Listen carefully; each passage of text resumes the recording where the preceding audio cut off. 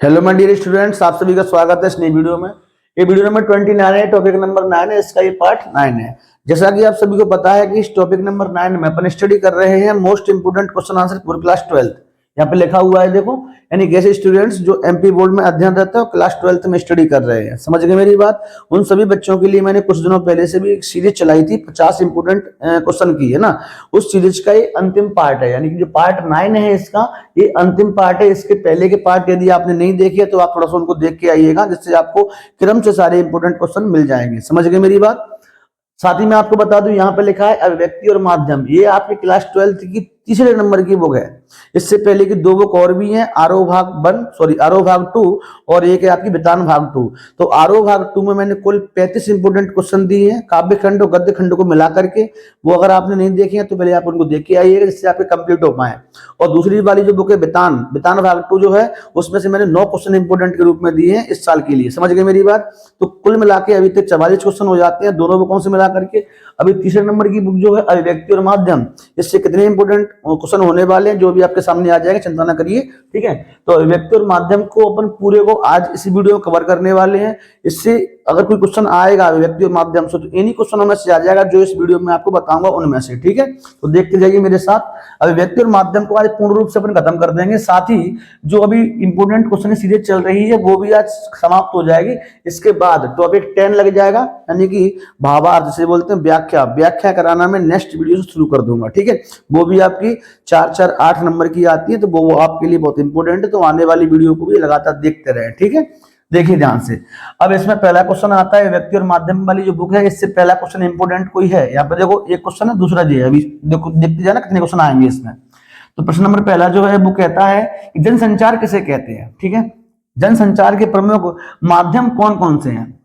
समझने वाली बात है, जनसंचार होता क्या है। देखो थोड़ा सा मैं आपको बता दूं, मान लो कि ना कोई आपके पास रेडियो है या टेलीविजन है, और टेलीविजन पे आप देखते हैं कि टेलीविजन पे कुछ चीज चलती है ना, मान लो कोई चैनल है उसमें कोई चीज चल रही है, कोई चीज चल रही है उसमें, तो वो सभी लोगों तक पहुंच जाती है। समझ गई मेरी बात? तो टेलीविजन क्या हुआ? यंत्र हुआ। और जो चल रही है खबर उस पर, वो एक विशेष खबर हो सकती है और सभी लोगों तक वो पहुंच रही है। समझ गए मेरी बात? 3 चीज समझ में आ गई। एक तो आपके पास यंत्र है, और एक वो चल रही है वो खबर है, और तीसरी सब लोगों के पास वो पहुंच रही है, ठीक है। तो देखिए परिभाषा है इसकी, जब हम किसी विशेष संदेश को, यानी कोई विशेष खबर है आपके पास, उसको यांत्रिक माध्यम से, यानी कि कोई यंत्र जैसे टेलीविजन हो गया, रेडियो हो गया, मोबाइल हो गया, ये यंत्र होते हैं। तो जब हम किसी विशेष संदेश को यांत्रिक माध्यम से लोगों के एक विशाल समूह तक, बहुत मतलब एक बड़ा विशाल समूह, सभी लोगों तक, पूरे देश की बात कर सकते हैं, विदेशों तक की बात कर सकते हैं, मतलब जहां जहां कनेक्टिविटी है हम लोगों की, वहां वहां हर इंसान तक वो क्या होती है, खबर पहुंच जाती है। तो देखिए, लोगों के विशाल समूह तक संचारित करते हैं, तो उसे हम क्या कहते हैं? जनसंचार कहते हैं। जनसंचार का मतलब समझ में आ गया? जनसंचार का सीधा सा मतलब है कोई विशेष खबर को किसी यांत्रिक माध्यम से लोगों के एक विशाल समूह तक पहुंचाना क्या कहलाता है? जनसंचार कहलाता है। आई होप क्या भी समझ में आ गया होगा। थोड़ा सा एक चीज और मैं आपको बता दूं, जनसंचार होता है, एक होता है संचार, एक जनसंचार एक संचार, दोनों में फर्क क्या है? संचार का मतलब होता है कोई खबर को छोटे मोटे समूह में, यानी कुछ लोगों तक ही पहुंचाना, कम लोगों तक पहुंचाना, 2 4 6 लोगों के पास, 10 20 लोगों के पास पहुंचाना, है ना। छोटे मोटे समूह तक पहुंचाना कहलाता है संचार। और जब वही खबर, कोई खबर है, उसको पूरे देश विदेशों तक पहुंचा दिया जाए, यानी कि एक विशाल समूह तक पहुंचा दिया जाए लोगों के, उसको कहते हैं अपन क्या? जनसंचार। तो लोगों के छोटे मोटे समूह तक जाने वाला संचार होता है, लोगों के बड़े समूह तक जाने वाला, विशाल समूह तक जाने वाला जनसंचार होता है। आई होप कि अब समझ में आ गया होगा, शॉर्ट सी परिभाषा थी इसकी। देखिए, अब जनसंचार के कुछ माध्यम होते हैं, जैसे कि यहाँ पे लिखा ना यांत्रिक माध्यम, तो कौन कौन से माध्यम है जिनके माध्यम से अपन लोगों तक खबरें पहुंचाते हैं?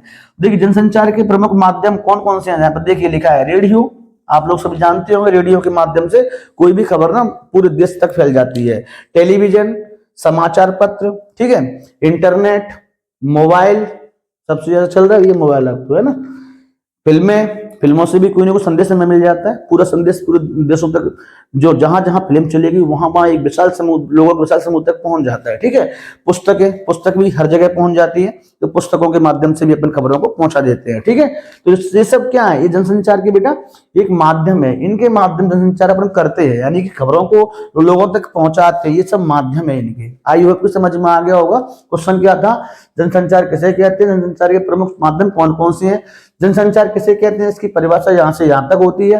ठीक है, जनसंचार के माध्यम कौन कौन से हैं, तो आपको ये लिख देने हैं। ठीक है, 2 नंबर का क्वेश्चन इसमें से आना है। ठीक है, 2 नंबर का क्वेश्चन आता है तो ना आप नॉर्मली छोटा छोटा लिखेंगे तब भी सब काम हो जाएगा, यानी कि इतना लिख देंगे, अगर परिभाषा पूछे तो भी आपका काम हो जाएगा, और माध्यम अकेले पूछता है तो नाम को लिख देना तब भी काम हो जाएगा। पूरा क्वेश्चन पूछेगा तो पूरा आप लिख ही देंगे। ठीक है, तो 2 नंबर के हिसाब से मैंने क्वेश्चन लिए। अब नेक्स्ट क्वेश्चन देखिए, निम्न जनसंचार माध्यमों की परिभाषाएं देते हुए कुछ जनसंचार के माध्यम यहाँ पे लिखे हैं। ठीक है, उनकी परिभाषाएं आपको देनी है। इनकी 2 खूबियां यानी कि इनकी अच्छाइयां और खामियां यानी कि इनकी कमियां लिखनी है आपको। देखिए, प्रिंट क्या है, जनसंचार का माध्यम होता है। रेडियो क्या है, जनसंचार का एक माध्यम है। टेलीविजन भी क्या है, इंटरनेट भी क्या है, सब जनसंचार के माध्यम है। प्रिंट मीडिया तो आपने नाम सुना होगा, जनसंचार का एक अच्छा माध्यम है। ठीक है, देखिए इन सब की परिभाषाएं आपको देनी है, ऊपर लिखा है परिभाषा दो। फिर इनकी 2 खूबियां यानी कि इनकी अच्छाइयां बतानी है, और इनकी खामियां यानी कमियां भी बतानी है। तो देखिए सबसे पहले यहाँ पे लिखा है प्रिंट, तो प्रिंट को जान लेते हैं, प्रिंट पहले होता क्या है, परिभाषा देखते हैं प्रिंट की। यहाँ पे लिखिए परिभाषा, कागज पर मुद्रित या प्रकाशित होने वाला संचार। कोई चीज है, कोई खबर है, उसको हम अगर कागज पे छाप दें, मुद्रित माने छापना, या मुद्रित का मतलब होता है प्रकाशित करना, तो कोई चीज को अपन कागज पे छाप दें, उस छापने को ही बोलते हैं क्या, प्रिंट। क्या बोलते हैं इसे, प्रिंट बोलते हैं। ठीक है, देखिए तो प्रिंट कागज पर मुद्रित या प्रकाशित होने वाला संचार होता है, उसे प्रिंट कहलाता है। समझ गए मेरी बात, प्रिंट क्या होता है समझ में आप लोगों की आ गया, नॉर्मल सी परिभाषा है इसकी, जानते भी हैं प्रिंट क्या होता है। नंबर 1 देखिए, इसकी खूबियां देखनी है 2, ये 2 खूबियां लिखी हैं। 2 खामियों की बात करें, 2 खामियां लिखी हैं। खूबियों में क्या क्या है, देखो, छपा हुआ शब्द स्थायी रहता है। जब आप कोई चीज को छाप देते हैं, यानी अक्षर है उसको टाइप कर दिया आप लोगों ने, छाप दिया एक पेज पे, कागज पे, तो ना वो क्या हो जाता है, स्थायी हो जाता है। ये इसकी अच्छाई है, ये इसका अच्छा गुण है। दूसरा, पाठक धीरे धीरे पढ़ सकता है, वो जो इस पे लिखा हुआ है इसको पाठक तेज ना पढ़े, धीरे धीरे पढ़ेगा, कोई दिक्कत नहीं, पढ़ पाएगा आराम से। ठीक है, अब देखिए, क्योंकि देश की खासियत है, अभी टेलीविजन की अपन बात कर लें, टेलीविजन पे मान लो कोई हेडलाइंस चल रही है, तो आपको तेज पढ़नी पड़ेगी, आप उसे धीरे धीरे पढ़ेंगे तब तक वो मिटी जाएगी, दूसरी लाइन आ जाएगी, उसे पढ़ नहीं पाएंगे, तीसरी आ जाएगी, है ना।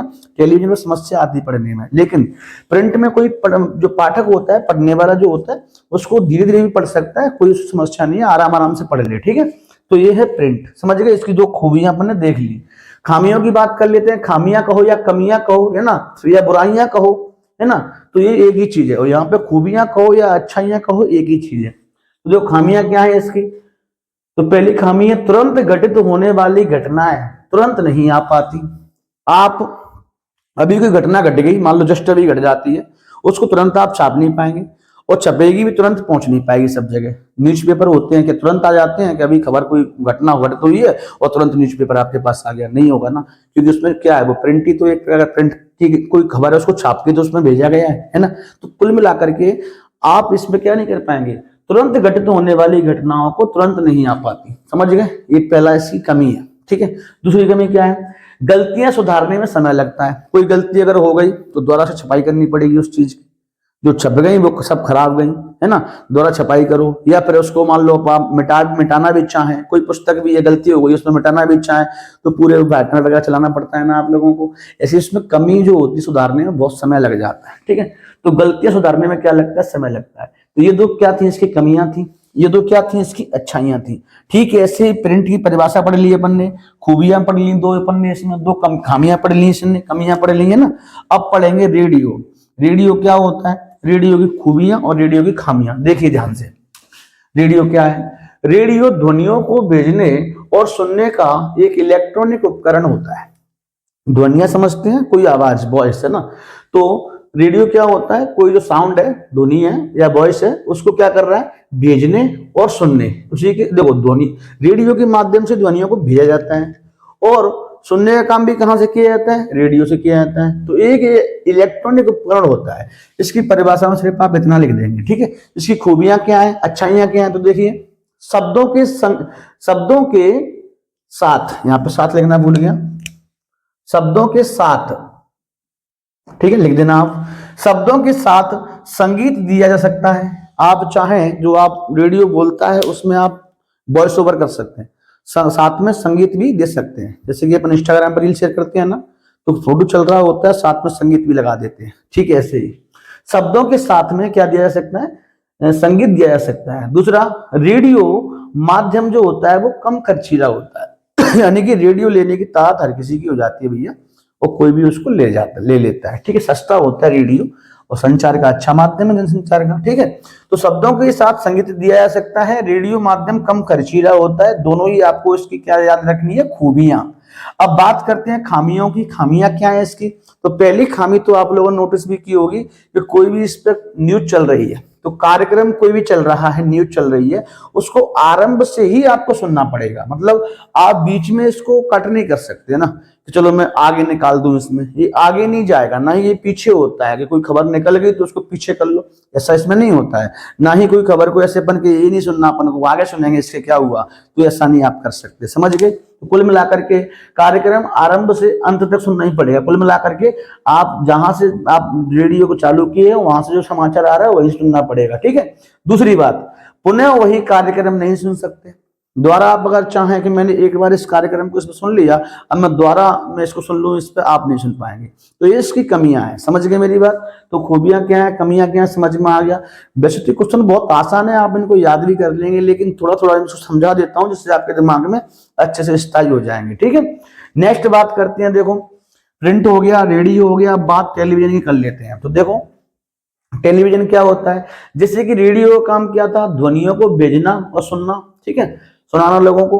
ऐसे ही चलती छवियों को और साथ में ध्वनियों को, ठीक है, चलती छवियां, चित्र भी चलते हैं इस पे, और ध्वनि भी, इनको प्रसारित करने के लिए एक दूर संचार का माध्यम है। दूर संचार का मतलब क्या होता है, यानी कि दूर दूर तक, देश विदेशों, देश तो है, विदेशों तक भी टेलीविजन के माध्यम से अपन कोई चीज को भेज सकते हैं, समझ गए मेरी बात, ठीक है। तो चलती छवियों और ध्वनियों को प्रसारित करने, यानी कि उनको भेजने, प्रसारित करने, उनका प्रचार करने के लिए एक दूरसंचार का माध्यम होता है। इतना आप परिभाषा में लिख देंगे इसकी में। एक चीज मैं आपको बताऊं, अभी आपको वीडियो स्किप नहीं करना है, क्वेश्चन ये आसान है, लेकिन अभी इसमें थोड़ी समझने वाले क्वेश्चन भी आएंगे, तो वो मुझे समझाने पड़ेंगे, तभी आपको समझ में आएंगे, ठीक है। तो देखते जाना पूरी वीडियो को एक साइड से, ठीक है। अभी आपको आसान लग रहे होंगे, है ना। खूबियां क्या है इसकी, तो ब्रेकिंग न्यूज द्वारा तत्काल समाचार दिया जाता है। इसकी एक खूबी क्या है कि ब्रेकिंग न्यूज के रूप में आपने देखा है ना, टीवी पे कोई ब्रेकिंग न्यूज लिख के आती है, तो इसका मतलब क्या है, वो तुरंत घटित होने वाली घटना है। तो ये इसकी अच्छी बात है, तुरंत घटित होने वाली घटना हमें ब्रेकिंग न्यूज के रूप में मिल जाती है। तो ब्रेकिंग न्यूज के रूप के द्वारा तत्काल समाचार दिया जाता है, दिया जाता है। यहाँ पे क्या लिखा, ब्रेकिंग न्यूज के द्वारा तत्काल समाचार दिया जा सकता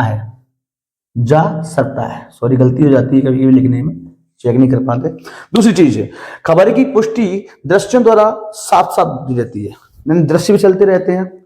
जो खबर उसमें चल रही है, जो स्पीकर वहां पे जो बोलने वाला है वो बोल रहा है, वही थोड़ा दिखा भी रहा है, साथ में लिखा हुआ भी वहां पे आ रहा है। तो सारी जानकारी ना, पुष्टि, सही है खबर, झूठी है, कोई गलत नहीं बोल रहा, बोल कुछ और है, कुछ और ही रहे वो, है ना, और मान लो चले कुछ उस पर, और तो समझ में आ जाएंगे कि फेक न्यूज है ना। तो साथ साथ में सारी चीजें होती रहती है, तो एक अच्छा माध्यम है ना। अब बात थोड़ी सी खामियों कर लेते हैं। तो श्रोता संख्या को अगर अपन शॉर्ट फॉर्म में बोला, टीआरपी बोलते हैं इसको, ठीक है। तो देखिए श्रोता संख्या यानी टीआरपी बढ़ाने के लिए गलत और भ्रामक प्रचार करते हैं। ये टीवी वाले क्या करते हैं, टेलीविजन में क्या होता है, न्यूज वगैरह आपने देखी होंगी, ये अपने टीआरपी जो चैनल है टीवी पे, वो चैनल वाले क्या करते हैं, अपने टीआरपी बढ़ाने के लिए क्या करते हैं, गलत और भ्रामक प्रचार करते हैं, इसीलिए खराब माध्यम है। दूसरा देखिए, अश्लीलता और नग्नता को बढ़ावा देते हैं। मतलब जो गलत चीजें हैं, आपने देखा होगा आजकल हीरोइन को देखिए आप, जो एक्ट्रेस हैं, पता ही नहीं चलता हम पहने क्या है ना, शॉर्ट पहने हैं कि फुल पहने हैं, पता नहीं चलता है इन लोगों को, है ना। तो ये चीजें जो अश्लीलता है या नग्नता है, इनको क्या कर रही है, बढ़ावा देती है, समझ गई मेरी बात। ये बढ़ावा दे रहा है, कौन दे रहा है, टेलीविजन को देख देख के अच्छे अच्छे लोग बिगड़ भी रहे हैं, आप देख रहे हैं। और अच्छा माध्यम है कि भैया वो उससे जानकारी भी हमें मिल जाती है, घर बैठे सारी खबर मिल जाती है ना। तो अच्छा ही होती है माध्यम, बुरे भी होते हैं, कोई दिक्कत नहीं है। कुछ इनकी कमियां थी, कुछ खूबियां थी। 1 2 3 अपन ने कर ली। अभी आता है इंटरनेट, इसको अपन और देखते हैं थोड़ा सा। आप इसका एक पहले स्क्रीनशॉट ले लीजिएगा, इससे क्या है ना मैं आपको और बताता हूँ अभी इंटरनेट के बारे में, फिर देखेंगे नेक्स्ट क्वेश्चन कौन सा है इसके बाद, ठीक है। तो स्क्रीनशॉट लीजिए। तो देखिए स्टूडेंट्स, ये है पॉइंट नंबर 4, इंटरनेट। इंटरनेट की परिभाषा, इंटरनेट की खूबियां, इंटरनेट की कमियां, इन तीनों का अध्ययन करेंगे। अभी इससे पहले अपन प्रिंट, टेलीविजन और रेडियो इन तीनों ही कर चुके हैं। लास्ट रह गया अपना इंटरनेट, उसी क्वेश्चन का भाग है जी, है ना। तो देखिए इंटरनेट की परिभाषा बात कर रहे हैं। कंप्यूटरों का एक विश्वव्यापी नेटवर्क है ये, ठीक है। इस पर कई तरह की जानकारियां और सेवाएं क्या होती है, उपलब्ध होती है। आप कुछ भी खोलिए, कुछ भी डाल के चेक करिए इंटरनेट पे, आपको तुरंत वो जानकारी, उस सेवा मिल जाएगी। समझ गए। तो ये क्या है, ध्यान रखने वाली बात, छोटा सा क्वेश्चन है। कंप्यूटर का एक विश्वव्यापी नेटवर्क है और ये क्या है, इसमें जानकारी और सेवाएं उपलब्ध होती है। कई तरह की जानकारी और सेवाएं क्या होती है, इसमें उपलब्ध होती है। इसे एक नेटवर्क है और कई तरह की जानकारियों सेवाओं का ये क्या है, कह सकते हैं संग्रह है ना। समझ गए, किताब समझो आप इसको, है ना, किताब है जानकारियों का और सेवाओं का, ठीक है। बात करते हैं खूबियों की। खूबियां क्या है, इंटरनेट सूचनाओं के आदान प्रदान का एक अच्छा माध्यम है। यानी कि आपके पास कोई जानकारी है, कोई खबर है, आप इंटरनेट पर डाल सकते हैं उसको, ठीक है। और जिसको जो जरूरत है, मान लो इंटरनेट से कोई जानकारी लेनी है तो वो इंटरनेट से ले भी सकता है। यानी कोई आपको चीज आपके पास है तो आप उस पर डालिए, एंड किसी को चाहिए वहां से वो चीज वो उस पर ले सकता है। तो एक सूचनाओं का आदान प्रदान, यानी एक इंसान की दी गई जानकारी दूसरे इंसान तक अच्छे से पहुंच जाती है। ये सब कौन कर रहा है, इंटरनेट कर रहा है। तो इंटरनेट सूचनाओं का आदान प्रदान करने का एक अच्छा माध्यम है, पहला पॉइंट। दूसरा, बटन दबाते ही विश्व भर का ज्ञान मिल जाता है। सिंपल सी बात है, कुछ भी डालिए, हर ज्ञान आपको मिल जाएगा, हर चीज का आंसर आपको मिल जाएगा। काय पे, इंटरनेट पे। ये दोनों इसकी खूबियां थी। खामियां देखी, कमियां, अपराध जगत को बढ़ावा मिल रहा है। अपराध जगत, जितने भी क्राइम हो रहे हैं, लोग वह इंटरनेट के माध्यम से सामने वाली जानकारी ले लेते हैं और क्राइम कर डालते हैं, ठीक है। बड़े बड़े आतंकवादी भी देख रहे हैं, देश में घुस आते हैं इंटरनेट के माध्यम से, है ना। जानकारी वहां पर मिल जाती है, कौन कौन सी जगह पर रह रहा है। आज हम यहाँ रह रहे हैं, MP में, मान लो मुरैना में रह रहे हैं, हम ये जानकारी ले सकते हैं कि दिल्ली में कौन सी सिटी कहाँ पे है, कौन सी फैक्ट्री, कौन सी कंपनी कहाँ पे है। ये इंटरनेट के माध्यम से हो रहा है और ये पॉसिबल है ना। ये सब चीजें इसी के माध्यम से क्या हो रहा है, क्राइम हो रहे हैं। क्राइम, जो अपराध बढ़ रहा है, वो क्राइम बढ़ रहा है, वो इसी की वजह से बढ़ रहा है, इंटरनेट की वजह से। समझ गए। नंबर 2, बच्चे प्रकृति से दूर होते जा रहे हैं। जो बच्चे हैं, पहले बच्चे क्या करते, बचपन में जब हम छोटे थे, हमें खुद याद है, अभी मोबाइल ज्यादा चल गए, पहले मोबाइल नहीं चलते थे इतने। तो पहले हम क्या करते, बचपन में खेलने जाते थे। यानी कि जो अपना गांव का जो ऐसे कोई ग्राउंड, मैदान वगैरह, खेल वगैरह के होते थे, तो वहां पे खेलने जाते, बढ़िया, है ना। लगभग लगभग सुबह से शाम तक बस पढ़ाई करते थे। पढ़ाई के अलावा जो भी टाइम मिलता उसको ना, मान लो जितना भी फ्री टाइम हमारे पास रहता उसको हम क्या करते थे, बाहर, मतलब एक बाहरी वातावरण में बताते थे, पर्यावरण में बताते थे, प्रकृति के साथ बताते थे। लेकिन आज जो बच्चे जग रहे हैं वो सुबह से क्या कर रहे हैं, सुबह से मोबाइल चलाना शुरू करेंगे। फ्री टाइम जो उनके पास है उसमें पूरे टाइम मोबाइल चला रहे हैं। बच्चे क्या, बड़े बड़े भी चला रहे हैं। समझ गए। तो ये क्या कर रहा है, बच्चे या बड़ों दोनों को ही प्रकृति से क्या करता जा रहा है, दूर करता जा रहे हैं, दूर होते जा रहे हैं हम सब लोग, है ना। ये इसकी खामियां है, इसकी कमियां है, ठीक है। तो इंटरनेट का यूज कम करिए, जितना आवश्यक हो उतना करिए, ठीक है। ये हो गया। इसी के साथ वो क्वेश्चन नंबर 2 जो है खत्म हो गया। क्वेश्चन नंबर 3 की बात करते हैं। मुद्रित माध्यमों में, मुद्रित माध्यम कैसे होते हैं, वे माध्यम जिनमें लिख करके कोई चीज छापी जाती है, ठीक है, लिख के कोई चीज छापी जाती है, उन्हें कहते हैं मुद्रित माध्यम। समाचार पत्र अच्छा एग्जांपल ले सकते हैं। समाचार पत्र कैसा है, एक मुद्रित माध्यम है। तो मुद्रित माध्यमों में लेखन के ध्यान रखने योग्य प्रमुख बातें कौन कौन सी हैं, या फिर जब आप उसमें समाचार पत्र की मान लो लिखाई कर रहे हैं, फिर आप उसे छापेंगे किसी कागज पे, तो देखिए यहाँ पे वो ही है ना। तो कौन कौन सी बातें आपको ध्यान रखनी है, या फिर नॉर्मल सा क्वेश्चन पूछ लेता है, अच्छे लेखन के लिए ध्यान देने योग्य कोई 2 बातें बताइए। 2 बातें पूछेगा, यानी कि 2 ही चीज पूछेगा। यहाँ से 2 नंबर क्वेश्चन इसमें से आता है, इसीलिए, ठीक है। तो कौन सी 2 बातें हैं अच्छे लेखन के लिए, वो बतानी है। तो पहली चीज देखिए, आम बोलचाल की भाषा वो छोटे वाक्यों का प्रयोग करना चाहिए। एक तो आपकी भाषा जब आप लिख रहे हो तो आम बोलचाल वाली होनी चाहिए, यानी कि जहां पे आपको ये लेखन पहुंचाना है, जहां तक, वहां तक के सब लोगों को समझ में आए, आम बोलचाल की भाषा हो, है ना। जैसे कि मैं अभी आम बोलचाल की भाषा में ही आपको समझा रहा हूँ, ठीक है। और छोटे छोटे वाक्यों का क्या करना चाहिए, प्रयोग करना चाहिए। ऐसा नहीं कि लंबे लंबे सेंटेंस आप उसमें डाल दो, ठीक है। दूसरा, लेखन करते समय गलतियां, अशुद्धियां जो होती हैं उनका ध्यान रखना चाहिए, यानी कि आपके लेखन में गलतियां, अशुद्धियां नहीं होनी चाहिए। आगे बढ़ जाते हैं। क्वेश्चन नंबर 4 क्या कहता है, समाचार लेखन में किन 6 ककारों का प्रयोग होता है। ककार क्या होते हैं, ककारों को बोलते हैं सवाल। नेक्स्ट देखिए, समाचार पत्र में, समाचार लेखन में किन 6 सवालों का जवाब देने की कोशिश की जाती है। ऐसे कौन कौन से 6 सवाल हैं जिनका जवाब समाचार पत्र में देने की कोशिश की जाती है। ठीक है, देखो समाचार लेखन में क्या, किसको, किसको का मतलब होता है कौन, ठीक है, एक ही है पूरा, क्या, किसको, कहां, कब, क्यों और कैसे, ये 6 ककारों का यानी सवालों का प्रयोग होता है, या 6 ककारों का प्रयोग होता है। ठीक है, 6 आपको दिमाग में रखने हैं। आप भी जानते हो कोई घटना घटित होती है तो सबसे पहले आप क्या पूछते हैं, क्या हुआ।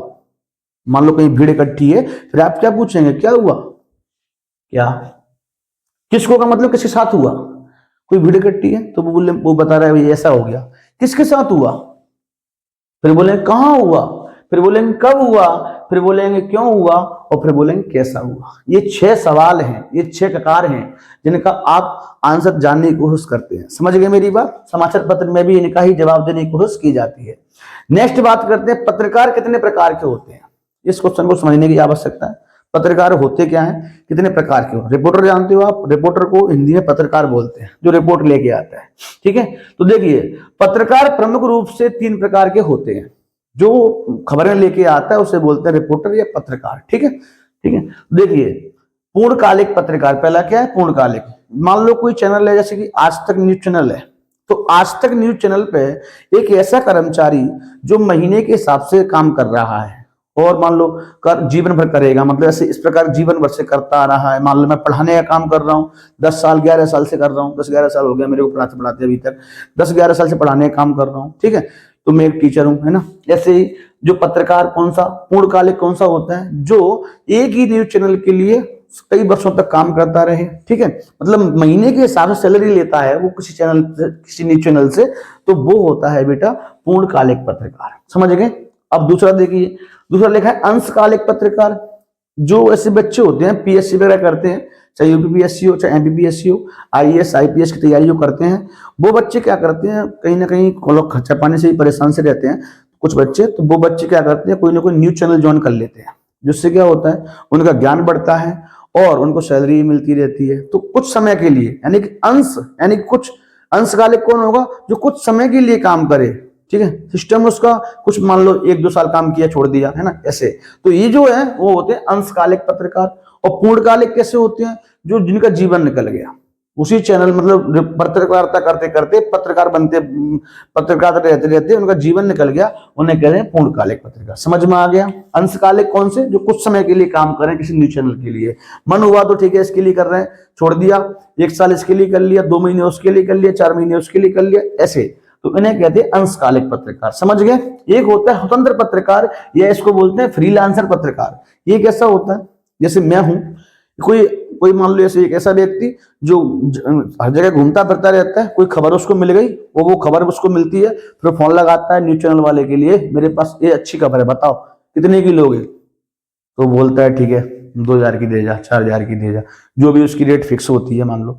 तो वो क्या करता है, कोई खबर लेके आएगा ढूंढ डाल के कहीं से, और फिर डील करेगा चैनल वालों से, आज तक वाले से भी कर लिया, इंडिया टीवी वाले से कर लिया। इस प्रकार से क्या है, सभी 2-3-4 चैनलों फोन नंबर रखता है, सबसे डील करेगा और जिसको अच्छा रेट मिलेगा वो उसको बेच देगा। वो समझ गए। तो वो होता है स्वतंत्र पत्रकार या फ्रीलांसर पत्रकार। समझ में आ गया होगा। इसी के साथ 5 क्वेश्चन अभी तक कंप्लीट हो चुके हैं। नेक्स्ट अभी उसमें क्वेश्चन 1-2 और बचा है, उसको और मैं कराता हूं। ठीक है, तब तक आप इसका एक स्क्रीनशॉट लीजिए, उसके बाद मैं आगे बताता हूं। देखिए स्टूडेंट्स, ये है क्वेश्चन नंबर 6, 5 में करा चुका हूं, 6 और 7 ये इसके अंतिम क्वेश्चन है। इसी के साथ अभिव्यक्ति और माध्यम पूर्ण रूप से खत्म हो जाएगा। ठीक है, ये 7 क्वेश्चनों में से कोई ना कोई क्वेश्चन आपके बोर्ड एग्जाम में आ जाएगा, आना होगा तो। ठीक है, समझ में आ गई इतनी बात। अब देखिए क्वेश्चन नंबर 6 क्या कहता है, विशेष रिपोर्ट क्या होती है। दूसरा क्वेश्चन इसमें क्या है, एवं मीडिया की भाषा में बीट किसे कहते हैं। तो देखिए दोनों को जानेंगे अपन क्या क्या होती है।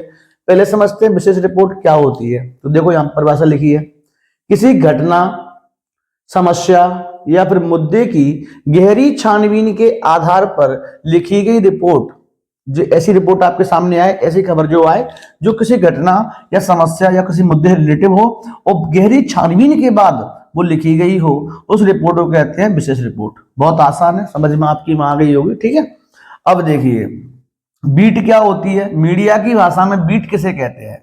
तो संवाददाता कौन होता है? पत्रकार, है ना। संवाददाताओं के बीच में काम का विभाजन आमतौर पर उनकी दिलचस्पी और ज्ञान को ध्यान में रखते हुए किया जाता है। ये पहले जान लिया जाता है कि जो पत्रकार आया है हमारे यहाँ, मान लो संवाददाता है, उसकी दिलचस्पी कौन क्षेत्र में है, किस क्षेत्र में उसकी दिलचस्पी है ना। तो मीडिया की भाषा में इसे क्या कहते हैं? बीट कहते हैं। यानी उस क्षेत्र को ही हम क्या कहते हैं? बीट कहते हैं। क्षेत्र का नाम क्या है? बीट है। जैसे थोड़ा सा मैं आपको एग्जांपल देकर समझाता हूँ। मान लो शिक्षा एक क्षेत्र हो गया शिक्षा, एक हो गया स्वास्थ्य, एक हो गया अपराध, एक हो गया राजनीति। ये सब अलग अलग क्षेत्र हैं। तो पहले जान लो वो संवाददाता आया है, जो पत्रकार आया है, उसकी रुचि किस क्षेत्र में है। तो जिस क्षेत्र में उसकी रुचि होगी उसको वो क्षेत्र दे दिया जाएगा, यानी कि वही उसकी बीट होगी। समझ गए? अब मान लो मुझे शिक्षा के क्षेत्र में मतलब दिलचस्पी है, तो मुझे जो क्षेत्र मतलब क्षेत्र दिया जाएगा, कौन सा दिया जाएगा? शिक्षा बीट दी जाएगी, यानी शिक्षा वाला क्षेत्र दिया जाएगा। समझ गए? तो वो ही होती है बीट, यानी शिक्षा वाला बीट मेरे को दे दिया जाएगा, शिक्षा का क्षेत्र दे दिया जाएगा। क्लियर है? तो बस बीट अलग अलग पत्रकारों की अलग अलग बीट होती है, बस उसे मीडिया की भाषा में क्या कहते हैं? क्षेत्र को ही क्या कह देते हैं? बीट कह देते हैं। आई होप कि आपको समझ में आ गया होगा। लास्ट क्वेश्चन देखिए, इसका क्या है? नए और अप्रत्याशित विषयों के लेखन द्वारा छात्रों में कौन कौन से गुण विकसित होते हैं? नए कैसे होते हैं, अप्रत्याशित कैसे होते हैं, थोड़ा समझने की कोशिश करना है इसको। देखो मैं आपको कुछ एग्जांपल दे रहा हूं। मान लो मैंने कहा पर्यावरण के ऊपर आपको कुछ लिखना है, भैया आराम से आप लिख पाएंगे। दूसरा मैं कहूं बिजली कटौती के ऊपर कुछ लिखिए, बिजली कटौती के ऊपर कुछ लिखना है आपको। मैं कहूँ सफाई व्यवस्था के ऊपर कुछ लिखिए, सफाई व्यवस्था के ऊपर आप लिख देंगे। ठीक है, मैं कहूँ कि ना मान लो बढ़ती महंगाई के ऊपर कुछ लिखिए, तो बढ़ती महंगाई के ऊपर आप बहुत कुछ लिख देंगे। समझ गए? ऐसे ही तमाम प्रकार के जो लेख होते हैं जिनके ऊपर आप देखो, ये इनके ऊपर आप क्यों लिख पाएंगे, इसके पीछे रीजन है, क्योंकि आपने इनको कहीं ना कहीं सुना है, देखा है, पढ़ा है, इसीलिए आपको इनके ऊपर लिखना बहुत आसान होगा।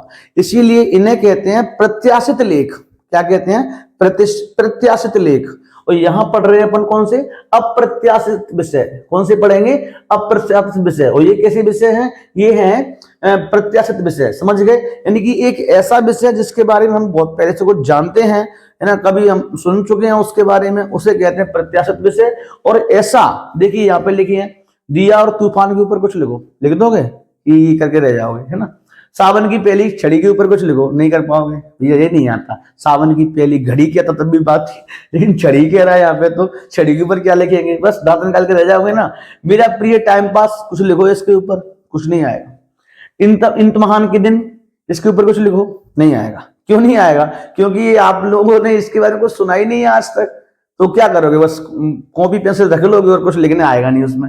लिखोगे भी तो ऐसा लिखोगे खुद ही नहीं पढ़ पाओगे, हमने लिखा क्या है ना। समझ गए मेरी बात? तो ये जो है, ये है आपके बेटा अप्रत्याशित विषय। और ये जो है वो कैसे है? प्रत्याशित विषय। तो प्रत्याशित विषय के ऊपर लेख लिखना बहुत आसान होता है, हर कोई लिख देता है। लेकिन जब अप्रत्याशित लेख लिखे जाते हैं तो लेखन द्वारा छात्रों में कौन कौन से गुण विकसित होते हैं? क्वेश्चन अपना ये है। अगर हम अप्रत्याशित लेख लिखेंगे जिसके बारे में कभी सुना ही नहीं है, एक ऐसा लेख जिसके बारे में कभी सुना नहीं है, देखा नहीं है, उसके ऊपर कोई लिखने के लिए कहे, तो हमारे अंदर कौन कौन से गुण विकसित होते हैं और लिखना भी चाहिए। ऐसी चीजों के बारे में सुना ही नहीं है, थोड़ा छानबीन करके निकालिए दिमाग से, फिर लिखिए उनके ऊपर, देखो दिमाग विकसित होगा आप लोगों का। तो देखिए इससे क्या क्या गुण आएंगे आपके अंदर? तो लेखन कौशल में सुधार होगा। जो लिखने की कला है, शक्ति है आपकी, यानी जो कौशल है उसमें क्या होगा? सुधार होता है। पहली चीज क्लियर है। दूसरा, भाषा पर पकड़ अच्छी हो जाती है। दो पॉइंट क्लियर हो गए। तीसरा देखिए, सोचने की क्षमता क्या होती है? विकसित हो जाती है। ये तीन में से आपको कोई 2 पॉइंट लिख देने पेपर में, अगर एक क्वेश्चन आता है तो ठीक है, नहीं आया तो कोई दिक्कत ही नहीं है। बाद बाकी आता है तो इसमें वो 2 पॉइंट आप याद कर लेना, समझ में आ गया प्रत्यय लेखन कौन से होते हैं विषय और अप्रत्यय विषय कौन से होते हैं, ये नए होते हैं बिल्कुल आप लोगों के लिए, ठीक है। अब आप पहचान भी लेंगे जब आपने कोई चीज को आपको लिखने के लिए बोला जाए और आपने कभी वो उसके बारे में सुना ही नहीं है, देखा ही नहीं है, पढ़ा ही नहीं है, तो आप समझ जाना कि वो अप्रत्याशित यानी कि वो नया लेख है आपके लिए, नया विषय है आपके, इसके ऊपर आपको लिखने की बोल रहा है, समझ गए। और जिसके बारे में सुन चुके हो पहले से तो आप आराम से उसके बारे में लिख सकते हो, ठीक है। नेक्स्ट देखिए, इसी के साथ ये पूरे जो क्वेश्चन है खत्म होते हैं। थोड़ी कुछ ऑब्जेक्टिव में क्वेश्चन पूछ लिए जाते हैं, थोड़ा समझना। जे ओटी है 1 नंबर में पूछ लेते हैं इनको, तो ना आप इनको भी दिमाग में लेके चले, ठीक है। एक 1 वर्ड में ही आ जाती हैं कभी कभी, एक शब्द में उत्तर देने के लिए, एक वाक्य में उत्तर देने के लिए सेंटेंस आते हैं, उनमें आ जाती हैं। पहला क्या है, खोजी रिपोर्ट किसे कहते हैं, तो आपको एक शब्द एक लाइन में इनका आंसर देना होता है। तो भ्रष्टाचार, अनियमितताओं और गड़बड़ियों को उजागर करती है। खोजी रिपोर्ट क्या होती है, एक ऐसी रिपोर्ट जो क्या करती है, अनियमितताओं और भ्रष्टाचार और गड़बड़ियों को क्या करती है, उजागर करती है, उससे अपन कहते हैं अपन क्या, खोजी रिपोर्ट। समझाने वाली इसमें कोई बात ही नहीं है, आप सब जानते हैं। नाटक, दूसरी ओटी आती है, नाटक में वॉइस ओवर क्या होता है, तो देखो ऐसी ध्वनि जो सुनाई देती है पर पात्र नहीं बोलता, यानी कि नाटक में जो पात्र बोल रहा है वो ध्वनि नहीं, वो तो उसकी वॉइस है। वॉइस के बाद ओवर सुनाई दे रही है आपको, वॉइस के अलावा अलग से कोई ध्वनि सुनाई दे रही है। आपने देखा होगा नाटक में टून वगैरह बजती रहती है, या मान लो 2 पात्र बात कर रहे होते हैं, कहीं से तीसरी जगह से आवाज आती है, ये सब शांत हो जाओ, इस प्रकार की आवाज आ रही है, वो पात्र सब देख के रह गए, पता नहीं कौन ने बोली, तो वो क्या है, वो वॉइस ओवर होती है नाटकों में, आप देखते होंगे इस प्रकार की चीजें। अंतिम ओटी आती है, समाचार लेखन की लोकप्रिय शैली कौन सी है, तो देखिए यहां पे लिखा है उल्टा पिरामिड शैली। समाचार जब लिखे जाते हैं तो उल्टा पिरामिड शैली में लिखे जाते हैं। ये शैली कैसी होती है, थोड़ा सा मैं आपको एग्जांपल देता हूं। आप फिल्म देखते हैं, कोई मूवी देखिए, पुराने जमाने की मूवी देखने की कोशिश करना, नए जमाने की मूवियों की तो बात ही नहीं करेंगे। पुराने जमाने की मूवी आपने देखी होगी तो स्टार्टिंग में आपको फिल्म में मजा नहीं आएगा, ये आएगा भी थोड़ा बहुत आएगा, लेकिन जैसे जैसे उसका अंत होता जाएगा आपका मन नहीं करेगा कि मैं अगर खाना खा रहा हूं तो रोटी लेने जाऊं कि नहीं जाऊं, सोचेंगे बाद में खा लूंगा, पहले मूवी देख लेता हूं, है ना। तो जब देखिए, जब आप फिल्म देख रहे होते पुराने जमाने की, मतलब जो अभी 90 के दशक की बात करो, 10-15 साल पुरानी जो फिल्में हैं उनकी बात करें जिनमें अच्छे अच्छे गाने हुआ करते थे, आजकल के तो गाने खराब है ना। तो देखिए जो अब पहले की मूवी हुआ करती थी ना, उन मूवियों में क्या होता था, हम स्टार्टिंग करते थे और लास्ट तक हमारा इंटरेस्ट बहुत ज्यादा बढ़ता जाता था, समझ गए। तो वो शैली समझ में आ गई आपकी में।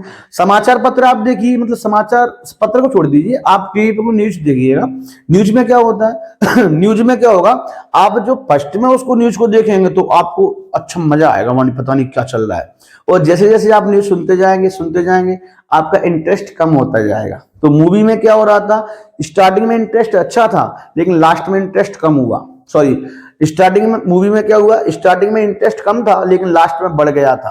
और जो न्यूज देखते हैं, न्यूज में क्या होता है, स्टार्टिंग में इंटरेस्ट अच्छा होता है लेकिन अंत में क्या होता है, वो कम हो जाता है, समझ गए। तो देखिए अंत में कम क्यों हो जाता है, क्योंकि वो अपनाते हैं उल्टा पिरामिड शैली। कौन सी अपनाते हैं, उल्टा पिरामिड शैली, यानी कि सबसे ऊपर वो वाली चीज देंगे जिससे लोग अट्रैक्ट हो, आकर्षित हो, फिर तो उस खबर को सबसे पहले लिखेंगे बड़े रूप में, फिर छोटी उससे कम इंपोर्टेंट चीज को फिर लिखेंगे, फिर उससे भी कम इंपोर्टेंट चीज को और नीचे लिखते हैं, समझ गए। तो यानी कि देखो सबसे बड़ी इस प्रकार, फिर इस प्रकार, फिर इस प्रकार, तो ये क्या बन जाती है, पिरामिड बन जाती है, उल्टी पिरामिड बन जाती है, समझ गए मेरी बात। इसीलिए इसको बोलते हैं उल्टा पिरामिड शैली, समझ गए मेरी बात। तो देखिए समाचार लेखन की लोकप्रिय शैली कौन सी है, तो उल्टा पिरामिड शैली, जिसमें क्या होता है फर्स्ट में इंटरेस्ट अच्छा, फिर इंटरेस्ट आपका डाउन होता जाता है। यानी कि 3 भाग हैं इसके, इंट्रो एंड बॉडी एंड समापन। इंट्रो में सबसे अच्छी खबर देंगे, बॉडी में वो क्या करेंगे, बॉडी यानी बीच में वो जो खबर कम इंपोर्टेंट है उसे लिख देंगे, समापन में कुछ होता है दमी नहीं होती बिल्कुल भी, आप बोर हो जाओगे, समझ गए मेरी बात। तो इसी के साथ में ये जो आपकी अभिव्यक्ति और माध्यम है, ये वाली जो बुक है वो पूर्ण रूप से खत्म होती है। गलती से मैं थोड़ी सी आप लोगों को बताना चाहूंगा, इसमें 7 क्वेश्चन यहाँ पे हो गए हैं, 7 के साथ में 51 क्वेश्चन यहाँ पे हो गए। तो वैसे तो आप समझदार बच्चे हो, मैं भी कोई भैया वो नहीं हूं ना, कभी कभार एक आध क्वेश्चन है, मान लो इंपोर्टेंट क्वेश्चन है छोड़ थोड़ी दूंगा उसको मैं, तो 50 बोला था 51 हो गए, उससे कोई फर्क नहीं है, आप लोगों को याद कर लेने हैं। 50-51 क्वेश्चन है ना, इनके साथ ही आपके जो क्वेश्चन आंसर की सीरीज थी वो पूर्ण रूप से कंप्लीट होती है। अब नेक्स्ट वीडियो में मैं आपको कराऊंगा भावार्थ, यानी कि जो 29वें नंबर की वीडियो, 30वें नंबर की वीडियो आएगी, वो आपकी भावार्थ यानी व्याख्या, संदर्भ प्रसंग नाम सुना होगा आपने, उनके ऊपर मैं शुरुआत करूंगा। तो उनके कुछ पार्ट्स में वीडियो आएंगी, उनको आप देखते जाना क्रम से, तो आपके वहां से 4-4 करके 8 नंबर वहां से पक्के होंगे। समझ गए मेरी बात? ये कितने नंबर के आते हैं, क्या होता है, ये सारी जानकारियां मैं आपको थोड़ी सी हिंदी में जो खत्म करने दो, पहले कुछ दिनों में खत्म कर दूंगा मैं, उसके बाद मैं आपको बताऊंगा कौन सी चीज कितने नंबर की आती है। साथ ही मैं आपको कॉपी लिखने का तरीका भी बताऊंगा, जिससे ना आप कॉपी लिखने में गलती ना करके आए। ठीक है, ऑब्जेक्टिव कितने नंबर के आते हैं, कौन से में से कितने नंबर क्वेश्चन आता है, सारी जानकारियां मैं आपको दूंगा। और आपने मेरा टेलीग्राम चैनल ज्वाइन नहीं किया तो आप कर लीजिएगा, क्योंकि उसमें जो सभी सारी पीडीएफ और आगे जो भावार्थ आएंगे वो सब भावार्थ उसी में पहुंचने वाले हैं, उनकी पीडीएफ बना के उसी में डालूंगा। ठीक है बेटा, तो आज के लिए इतना ही, फिर मिलते हैं नेक्स्ट वीडियो, तब तक धन्यवाद, टेक केयर, बाय।